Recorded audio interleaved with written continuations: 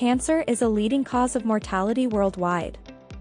Millions of people die every year due to different types of cancer, ranging from lung cancers to breast cancers. Transplantation of the tumor to a rodent is a most useful tool in experimental cancer research. Ehrlich carcinoma in mice resembles the most sensitive, chemotherapeutical human tumors. Today, the expansion of herbal medicine in the treatment and prevention of illness, and for health promotion, gives promising hope. Balanites aegyptiaca is a widely distributed African plant of medicinal interest. In folk medicine, the plant has been used for treating diabetes, jaundice, parasite removal, and as an antiseptic agent.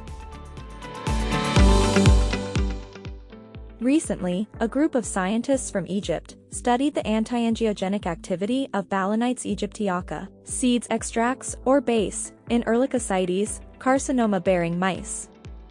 They found that base has anti-angiogenic and antioxidant potential. It is observed to be renal protective, as the administration of base improved the renal tissue in mice that were otherwise inflamed.